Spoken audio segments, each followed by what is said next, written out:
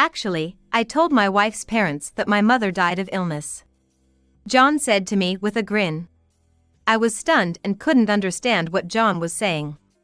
Today was John's wedding, and I was about to greet his fiancée's parents before the ceremony began. Since there had been no meeting between the families, I hadn't had the chance to greet them until today. John stopped me to say something unexpected, leaving me confused and unable to grasp the situation.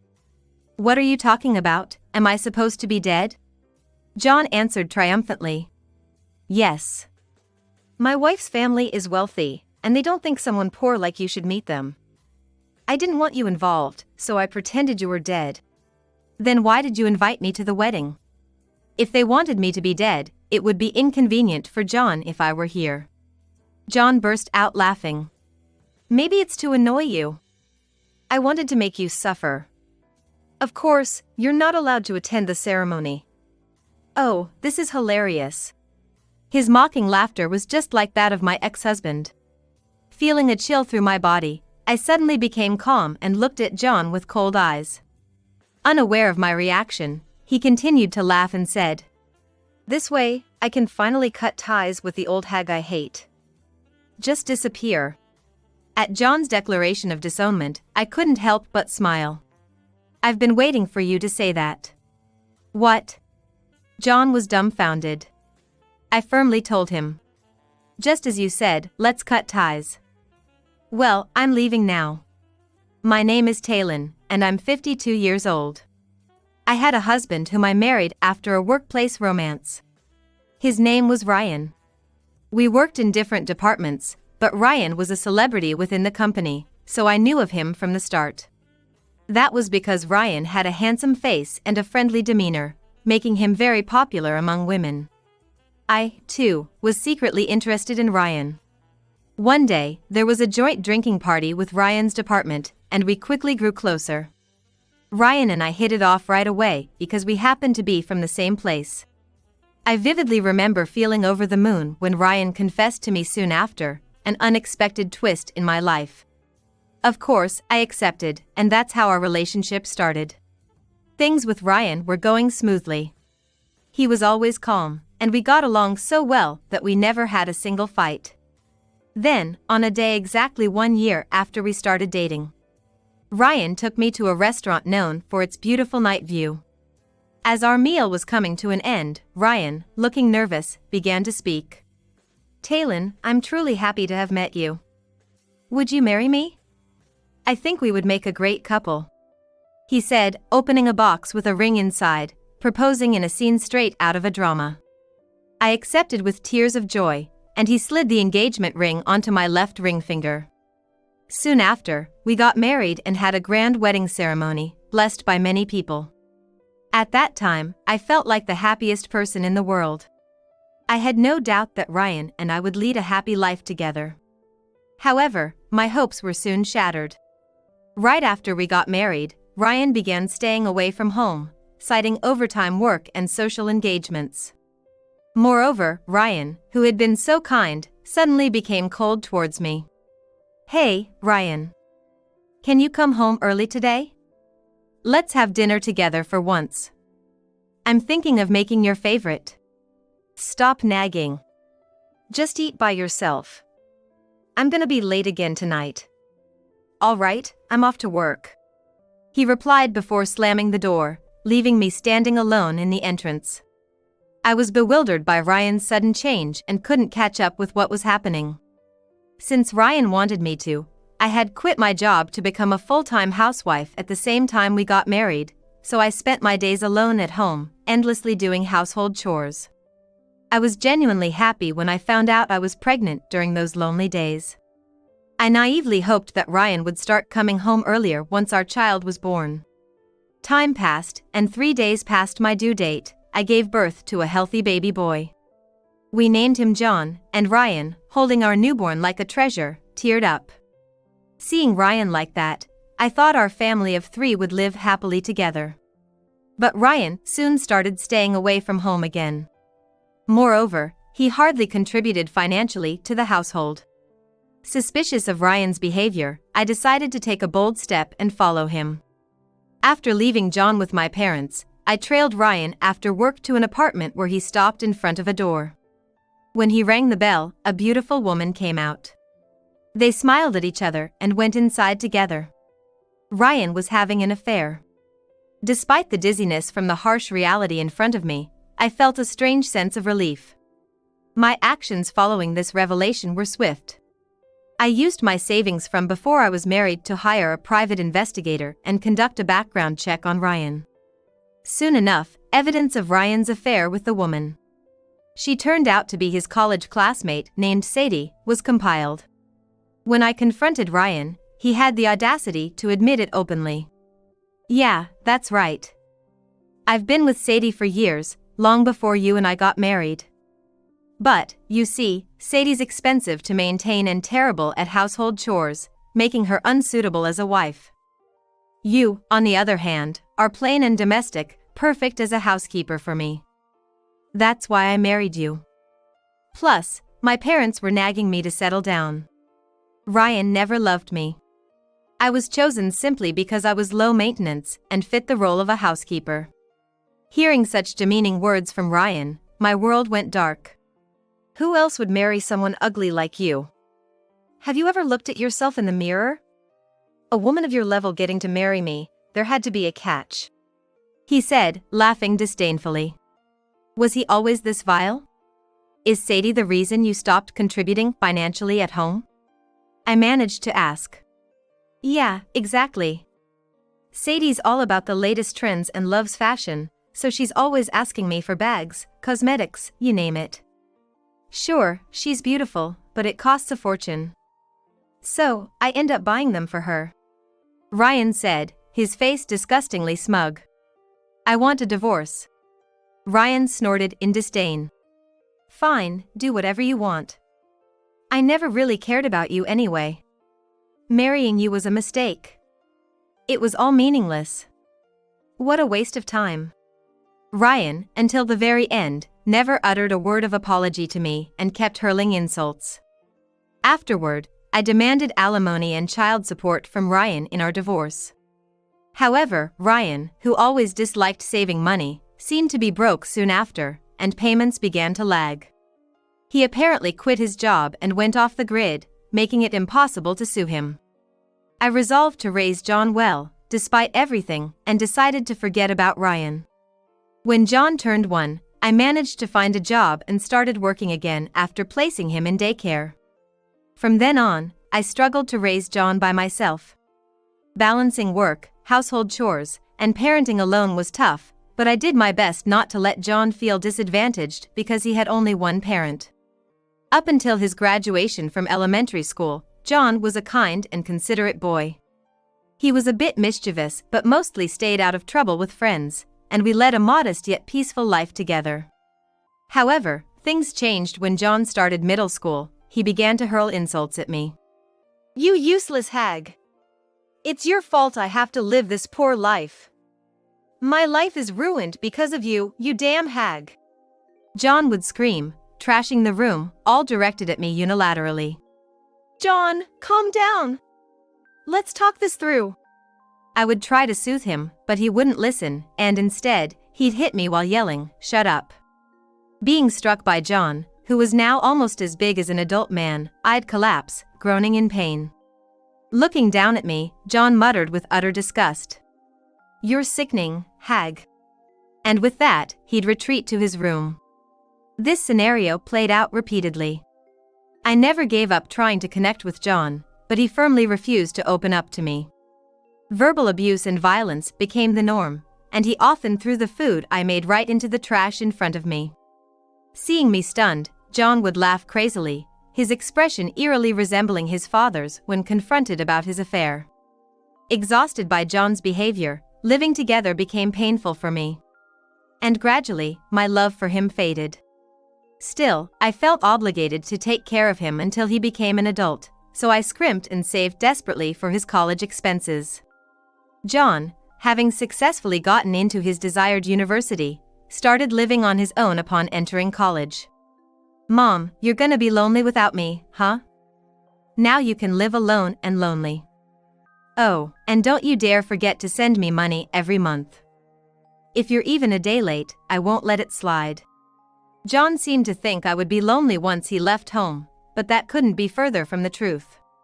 I was genuinely relieved when he moved out. After all the verbal and physical abuse he hurled at me, I was honestly surprised he still thought he was loved by me. He took the unconditional love of a parent for granted. It is far from the truth.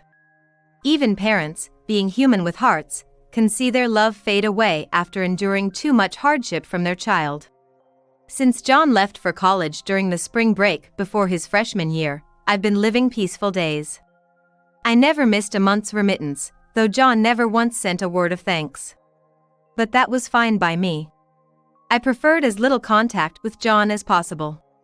Years passed, and John graduated from college and got a job at a certain company. One day, 3 years into his job, John came back home for the first time in years. "Hey, Mom, long time no see. You been okay?" John, whom I hadn't seen in years, greeted me with a gentle smile. "Yes, I've been fine. Have you been well, John?" I asked, feeling a bit perplexed. It had been a long time since he called me Mom instead of old lady. "Yeah, I've been working hard. It's a sales job, so there's a lot of tough stuff, but I'm hanging in there. Man, I never knew working could be this hard," he said with a laugh, seeming like the kind John the first used to know. After catching up for a bit, John said, "So, Mom, I want to apologize. I was really harsh to you during my student years, wasn't I? But, I was going through puberty, had a bit of a rebellious phase, so I guess it couldn't be helped." Those words of verbal abuse and violence couldn't just be brushed off as puberty or a rebellious phase. However, I chose not to interrupt and listened silently to what John had to say. "I really regret it now. I'm sorry, Mom. Really sorry. I know no amount of apologies can make up for it, but I truly am sorry." John seemed sincerely apologizing.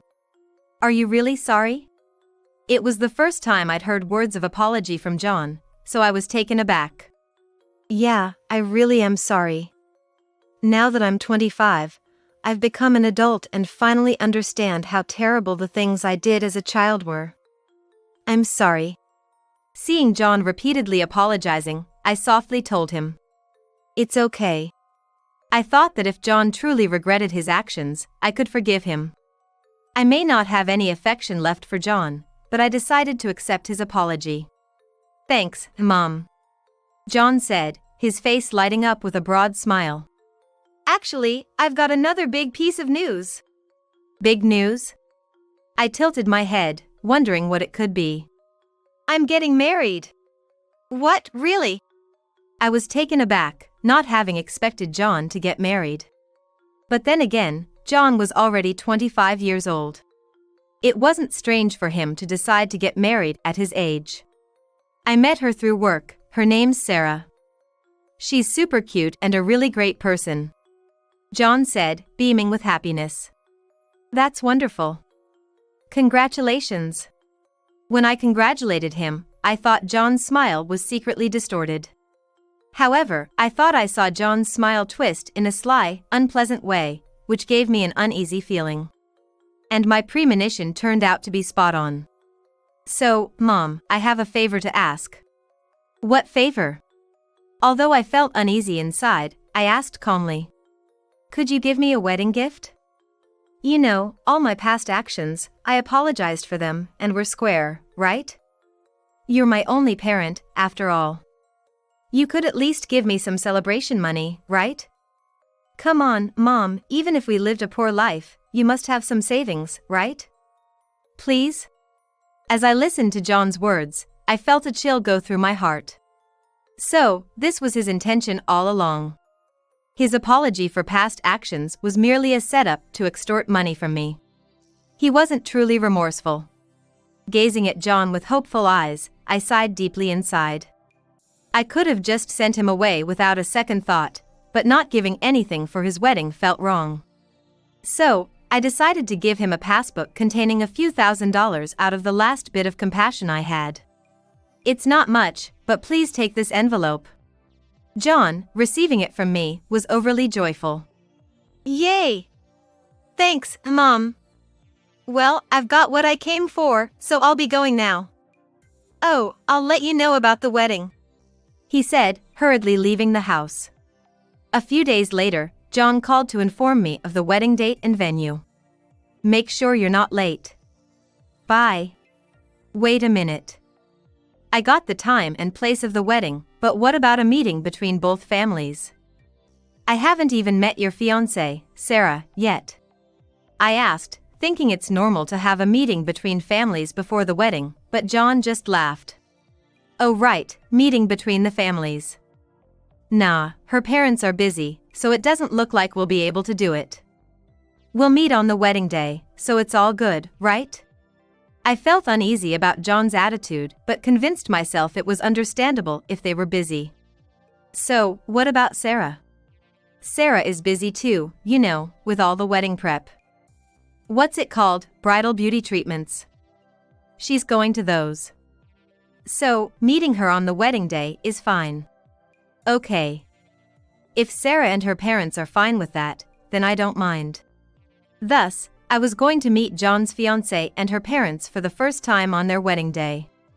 Arriving at the venue, I was about to greet John's in-laws before the ceremony when he called out from behind. Hey, Mom! Where do you think you're going? I turned around to see John. I was going to greet your fiancé's parents. Since we haven't had a family meeting yet, I haven't had the chance to greet them. John coldly retorted. There's no need for that. Why are you trying to greet them on your own? But, greeting them is just polite. When I replied in confusion, John smiled wickedly, as if he were a student. My wife's parents aren't the kind of people a poor person like you should be greeting. Her family is wealthy. They're from a completely different world than you.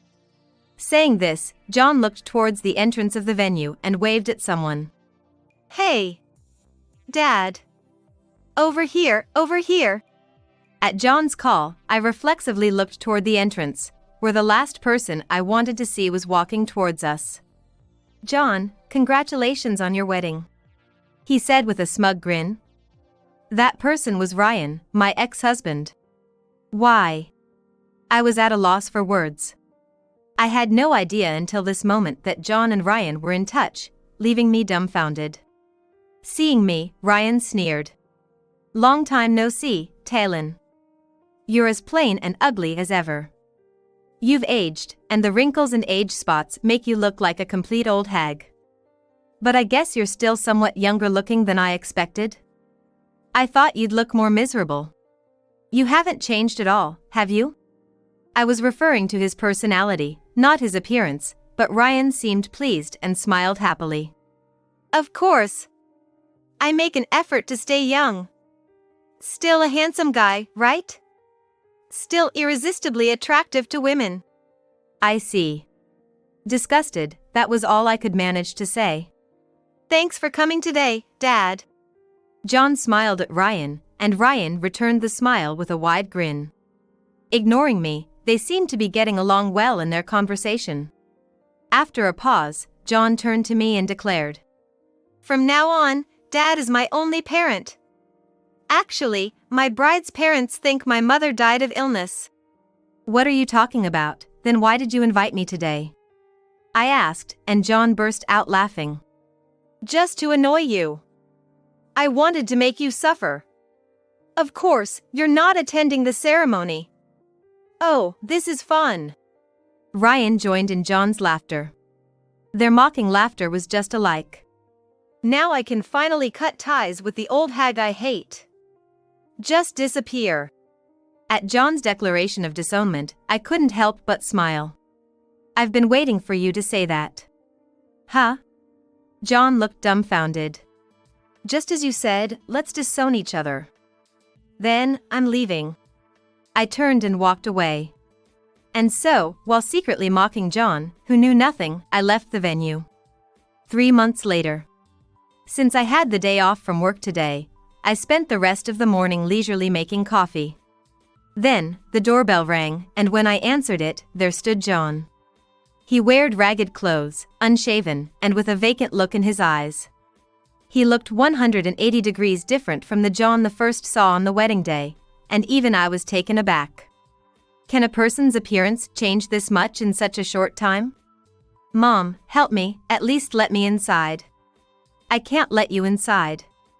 We'll talk here, so speak concisely. I stand firm with John as he calls out for help in a weak voice. John began to speak with a vacant look in his eyes. Actually, Dad suddenly told me he had a huge debt and asked if I could help him out. I was shocked but asked Sarah since she's wealthy, thinking she'd happily pay off her husband's father's debt. But Sarah refused and, on top of that, said she didn't think I was such a person and called off the engagement. It seems John was begged by Ryan to help with his debt repayment, and when he asked his wealthy bride, she decisively refused and even broke off the engagement. I had no idea Dad had debts. I never heard anything like that. John told me this, crying, and I quietly asked, "When did you start meeting your dad?" "Since middle school." I was approached by Dad on my way back from school. Ryan had apparently ambushed middle schooler John. Since I divorced Ryan when John was a baby, John wouldn't remember Ryan's face. However, Ryan convinced him by showing an old photo. It was a family photo taken right after John was born. I was surprised Ryan had such a photo, probably keeping it for some eventual use. I can assert that he never held on to that photo out of affection. Then, Dad kept bad-mouthing you to me, and I believed it all. What kind of bad things did he say? I pretty much guessed, but I asked anyway. He said things like, "You're poor because you're with your mom, how pitiful." And so on. John was fed by Ryan that he was poor because of me, that he could have a better life living with him, and that he had wanted to take custody but I forcibly took it away. Was this why John started abusing me verbally and physically since middle school? Dad claimed he was wealthy. He always wore expensive-looking suits, so I totally believed everything he said. But now that I think about it, maybe those suits were rented. I find it hard to believe that a man who didn't pay alimony or child support, had no savings, quit his job, and vanished would become wealthy. He approached you out of desperation, buried in debt. At my words, John looked downcast. So, everything Dad said was a lie. He kept telling me to marry a wealthy woman, so he was planning to use me all along. Oh no, so why did you come here? This has nothing to do with me. As I asked with a sigh, John began to scream. Don't say that. Actually, Sarah was related to a key client of the company I worked for. Trying to marry her while hiding the fact that my real father had a huge debt and then getting dumped because I asked for money got spread all over the company, and now I'm about to get fired. Dad keeps begging me for money, and I'm going insane. Mom, help me. Even as John begged me, crying and sniffling, I felt no pity for him. There's nothing I can do for you. We're already disowned, remember? But I apologize. During the wedding, I was deceived by Dad, so I mistakenly said we should disown each other, but that wasn't really how I felt. John was desperately making excuses, but I looked at him coldly. It's not just about the wedding. I raised you all by myself since you were a baby. To make sure you didn't go hungry, I worked full-time jobs and did piecework at home, and I worked hard on household chores and cooking too. Yet, you only appreciated me until elementary school, and after that, you kept abusing me verbally and physically. But that was because Dad lied to me. I already apologized for that, didn't I? He did apologize, but that was merely to extract a wedding gift from me, not a sincere apology. I sighed deeply. You've never sincerely apologized to me for anything. And no matter what lies you were fed, it doesn't justify your verbal abuse and violence towards me. Furthermore, I tried to communicate with John many times, but he never really responded. I don't have even a shred of affection left for you. Even seeing you in this battered state, I feel no urge to help. Please leave. When I firmly told him this, John's face turned bright red with anger, and he started yelling. "Don't mess with me! You're my mother, aren't you? A mother is supposed to help her child. You're heartless. I have no son. Please don't raise your voice here. Just go home. You old hag!" Enraged, John raised his right arm to strike me. I instinctively shrank back, bracing for the pain that was sure to come. But nothing happened. When I cautiously looked at John, he was moaning it hurts, while cradling his right shoulder, possibly injured. For a moment, I wondered about his shoulder, but then I quickly closed and locked the front door. From the other side of the door, John shouted, "Hey! We're not done talking. If you do anything more, I'll call the police.